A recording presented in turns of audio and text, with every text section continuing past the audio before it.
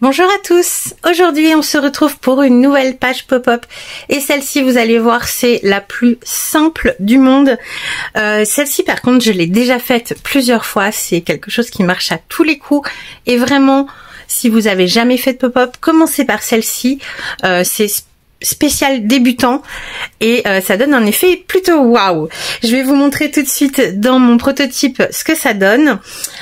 Donc je vous rappelle que je vous ai fait la présentation complète de cet album dans une vidéo bien spécifique. Je vous remets le lien en barre d'infos et la page que l'on va faire aujourd'hui donc va être celle-ci et là hop voilà.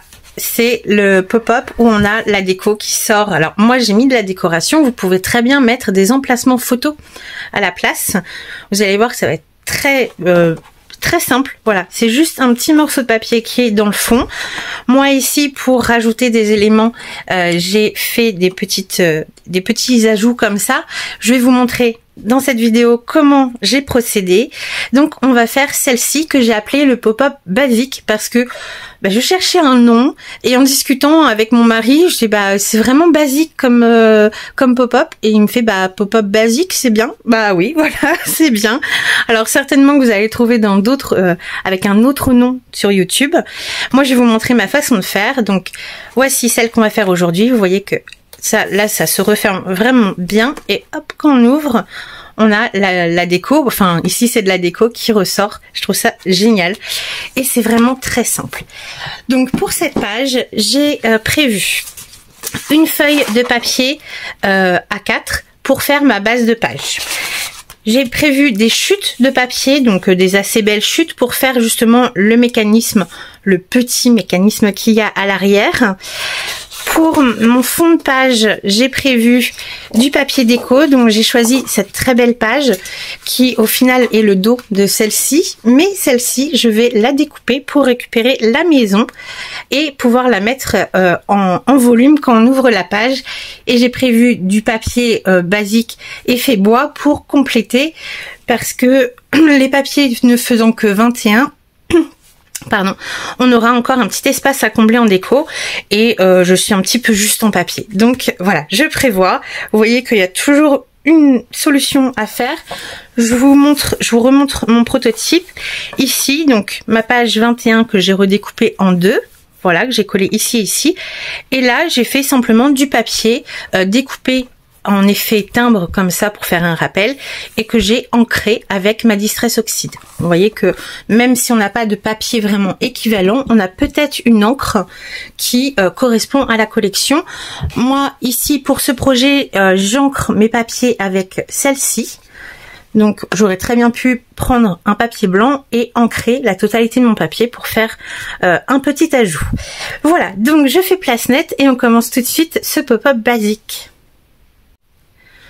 Donc on va commencer par créer notre base de page. Moi mes pages dans cet album j'ai décidé qu'elles faisaient 20 par 14 cm. Donc dans une feuille A4 on va découper un rectangle de 20 par 28 cm et faire un pli sur les 28 cm à 14 pour simplement plier notre page en deux.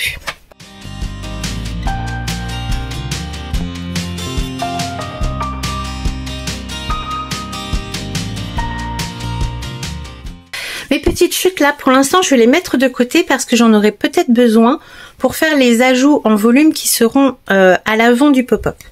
Donc, je les mets de côté. Et j'ai ma base de page, donc de 20 par 14 cm. Alors là, c'est le choix de ma base de page. Ça s'adapte vraiment à toutes les pages, les tailles de pages que vous voulez.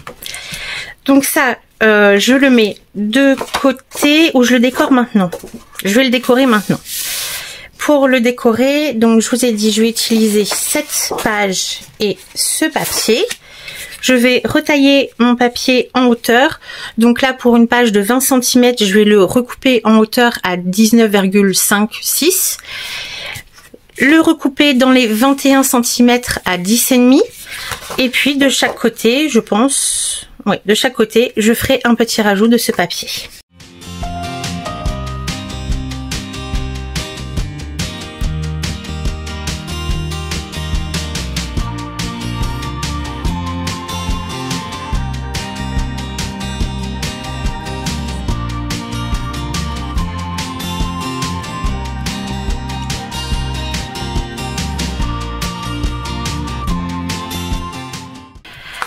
ma base de page est maintenant prête.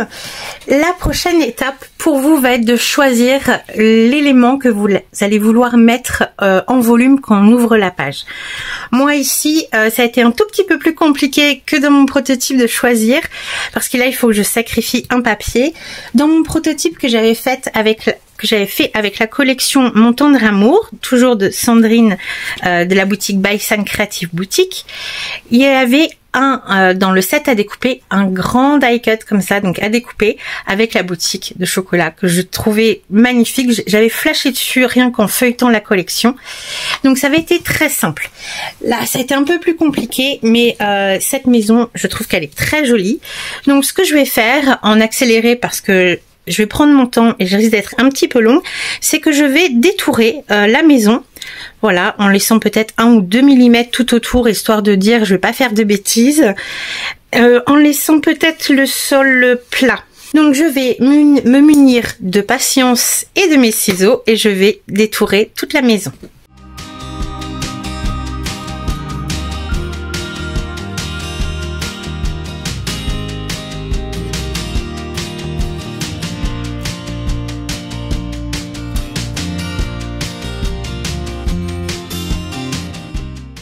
Donc voilà ce que j'obtiens. J'ai essayé de conserver donc la voiture avec les œufs sur le toit et les petits pots de fleurs ici. J'espère qu'ils ne vont pas me gêner.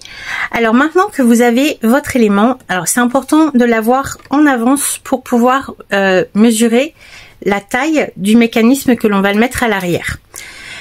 Cet élément, donc ici ma maison, je vais la plier à peu près en deux. Donc je pense que je vais essayer d'aligner les murs ici et la plier en deux.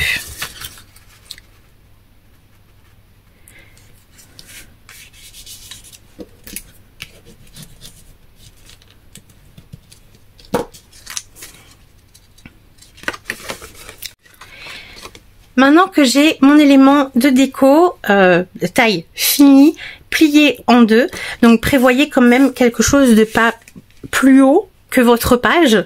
Voilà, là je suis un peu plus de la moitié, mais j'ai quand même une marge ici en haut. Alors je sais pas si vous voyez très bien, mais non, ça va être pire. Voilà, j'ai quand même une marge. Mon motif est pas plus grand que ma base de page et pas plus large non plus. Maintenant que j'ai ça, donc choisissez votre élément à mettre en 3D et on va prendre quelques mesures. Ça va être très simple. Je vais mesurer la hauteur de mon élément de déco sans que ça dépasse en fait de... Alors moi c'est assez droit, mais si vous avez des courbes, prenez vraiment au minimum et mesurez la hauteur maximale à peu près. Là ici je calcule 13 cm en laissant ici dépasser 13 cm de haut. Voilà, je sais que là ça passe aussi. Donc en hauteur 13 cm, plus il va falloir se créer une pâte de collage pour coller sur notre base de page, sinon ça tiendra pas. Donc je rajoute 1 cm, donc j'ai 14 cm de hauteur. Maintenant pour la largeur, eh bien on va calculer également la largeur maximale qu'on peut obtenir en prenant vraiment... Voilà, si je prends 14, je suis vraiment limite, donc je vais plutôt prendre 13 pour être sûre. Voilà, donc je mesure pas ici où je suis au plus large, mais vraiment là où je suis au moins large. Ici 14 c'est vraiment juste, donc je vais prendre 13,5. 13,5 de large. Donc je vais me découper dans une de mes chutes de papier un rectangle de 14 par 13,5.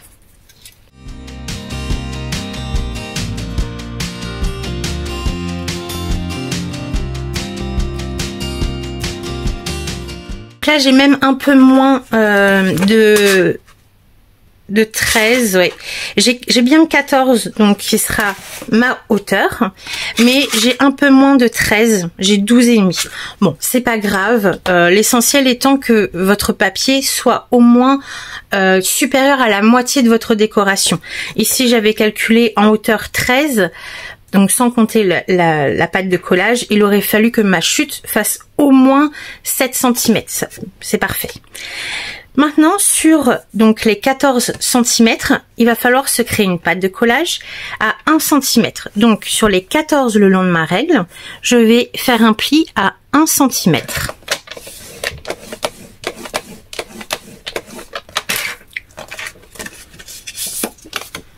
comme ceci. Et sur la largeur, donc ici j'ai calculé 13,5, bon j'en ai un peu moins, j'ai 12,6. On va le plier en deux. Alors si comme moi vous n'avez pas une mesure très précise, vous pouvez très bien plier votre papier manuellement. Hop. Comme ceci. Voilà, comme ça je sais que c'est à la moitié.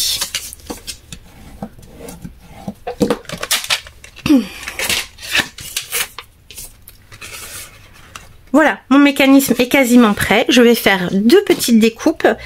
Donc sur la pâte de collage de 1 cm que j'ai sur le bas de mon mécanisme, je vais biaiser de chaque côté, vraiment en restant dans les 1 cm.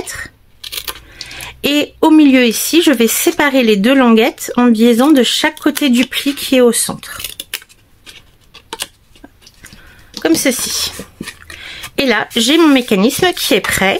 Maintenant que j'ai mon mécanisme, je vais pouvoir coller ma déco par-dessus en alignant bien le pli au centre de mon mécanisme et de ma déco. J'aligne bien le pli et je laisse dépasser les languettes de 1 cm qui seront mes pattes de collage.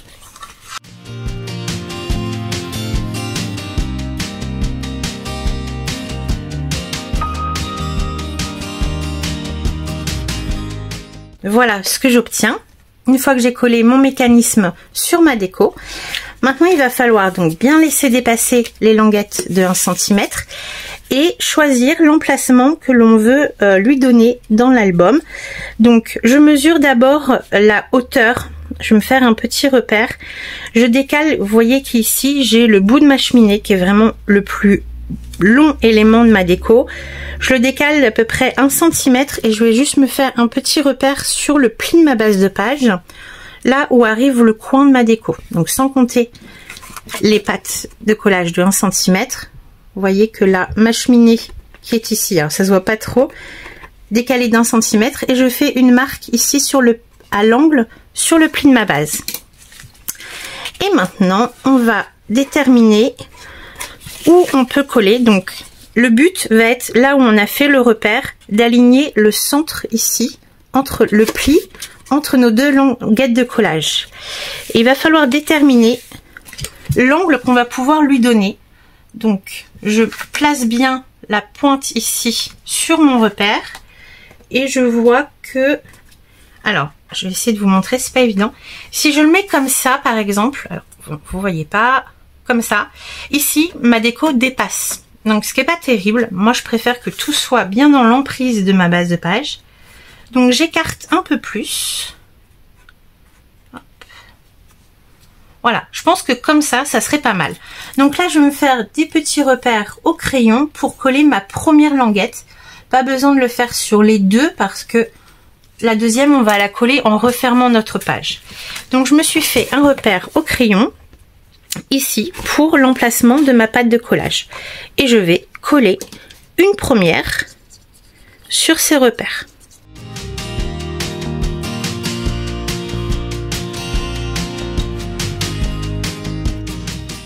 Une fois que j'ai fait ça, je peux mettre à plat ma déco, refermer, donc replier en deux pour avoir la deuxième languette ici. Je vais y mettre de la colle et refermer simplement ma base de page.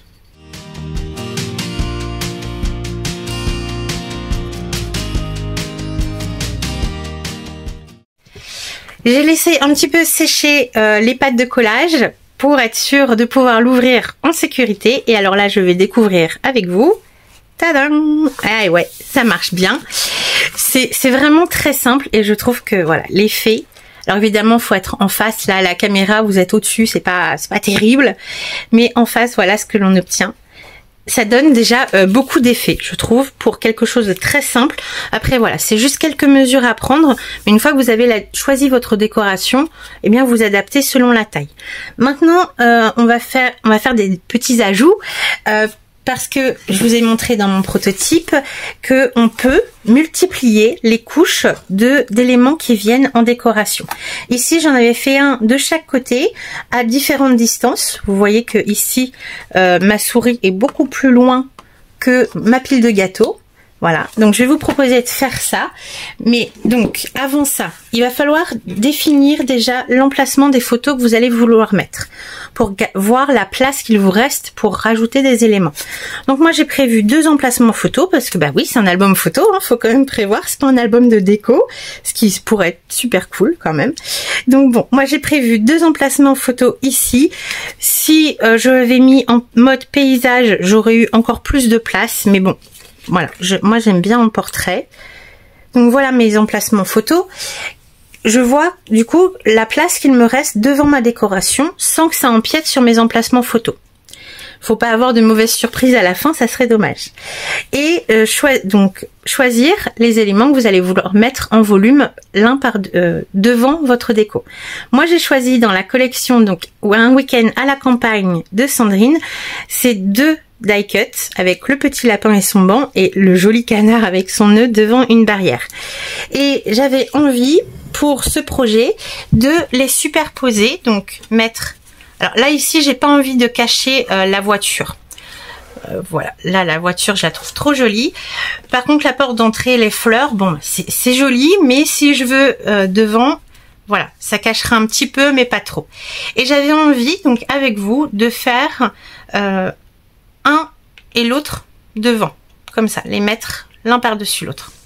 Donc on va commencer par coller celle qui sera le plus près de notre décoration. Donc ici c'est le canard avec la barrière et on va reprendre des petites mesures. Vous allez voir, c'est très simple, mais tout dépend de votre décoration à vous. La première mesure que l'on va prendre, ça va être la distance que l'on veut. Donc là c'est important d'avoir nos emplacements photos entre notre déco principale et l'élément que l'on va rajouter. Donc ici, vu que je vais en mettre 2 l'une par devant l'autre, je sais pas si ça se dit comme ça, bref, je pense que je vais la mettre à 1,5 cm, ça me paraît bien. Voilà. Donc 1,5. À cette mesure, il va falloir ajouter la hauteur de votre décoration.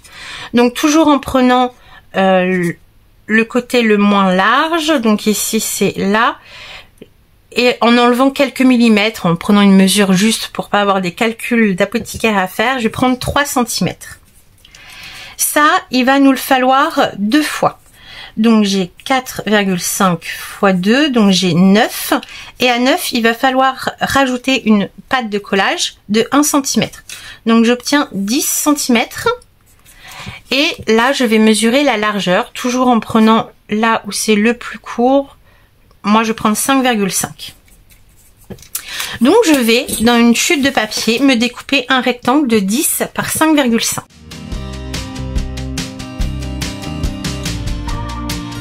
Et sur cet élément, je vais marquer des plis en me suivant les mesures que j'ai prises.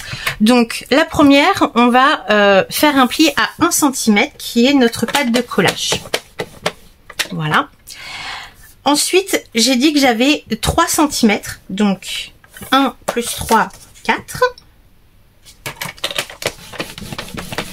Et la distance que j'ai calculée entre ma déco et mon die cut, c'est 1,5. Donc j'ajoute 1,5, ça fait 5,5. Je reprends 3. 1, 2, 3, donc 8,5. Et normalement, il me reste 1,5. Parfait. Et là, rien qu'avec ce petit rectangle, j'ai mon élément pour coller mon die cut en volume par devant ma déco. Je vais marquer tous les plis.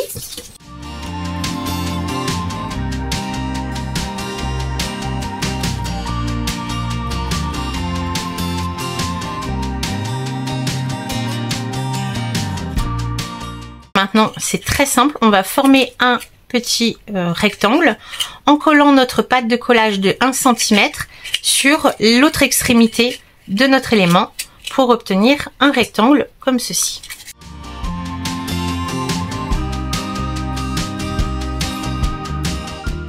Je vais pouvoir venir coller cet élément sur la maison. Donc je vais bien la coller. Attendez, je pousse ça. Hop. Je veux bien coller mon petit rectangle ici contre la maison en mettant de la colle au dos, la place qui sera contre ma déco, et en dessous l'emplacement qui sera sur ma base de page.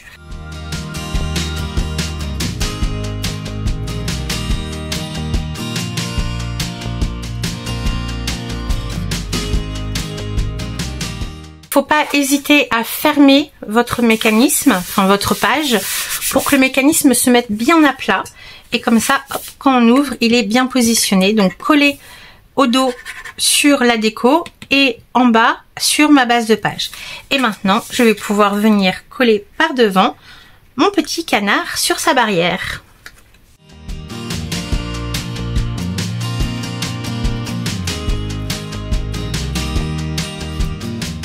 Là, j'ai un premier élément en volume qui vient devant ma maison.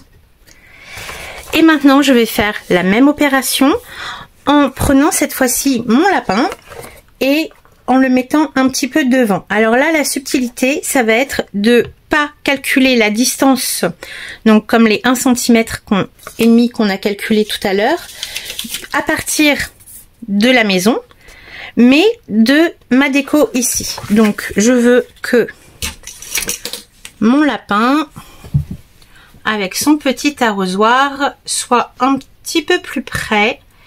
Donc là, non, je vais reprendre 1,5 cm aussi, mais vous pouvez très bien choisir 3 ou juste 1 cm, sachant que on aura quand même une partie du mécanisme qui sera visible. Donc plus vous allez loin, plus votre mécanisme sera visible. Donc moi je pense que je vais prendre 1,5 cm encore une fois, donc hop, 1,5 plus, je vous ai dit, la hauteur de votre die cut. Alors moi ici ça va être un petit peu plus compliqué. Je vais prendre 2,5. Ça il nous le faut 2 fois, donc 3 ça fait 4 fois 2 8 plus 1, donc j'ai 9 cm sur, alors ici c'est pareil, vu que je vais mettre en quinconce, c'est-à-dire que mon lapin va pas être complètement devant ma barrière. Je vais essayer de vous montrer un peu mieux. Voilà, mon lapin va pas être pile devant ici, mais légèrement en quinconce. Donc il ne faut pas que je mesure la globalité de la largeur de mon die cut, mais uniquement la partie du die cut qui va être en chevauchement sur ma barrière. Donc ici, 1,5, ça me paraît bien. Voilà. Après, vous pouvez découper votre élément et puis peut-être vous rendre compte que c'est trop grand, trop petit et recommencer. Ce sont que des chutes de papier, hein. Il ne faut pas se mettre de pression. Bah là, j'avais ma chute de ma page qui fait 1,7. C'est trop grand. Et donc je recommence l'opération. Donc j'ai calculé qu'il me fallait un rectangle de 9 cm par 1,5 et je vais refaire mes plis donc à 1, 3,5, 5 et ainsi de suite.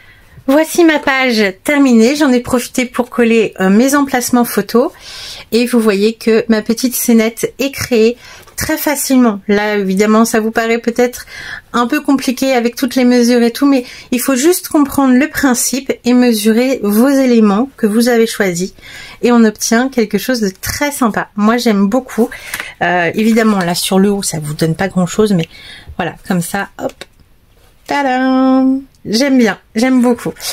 Voilà, donc j'espère que cette nouvelle page vous aura plu. On se retrouve très bientôt pour une autre page pop-up.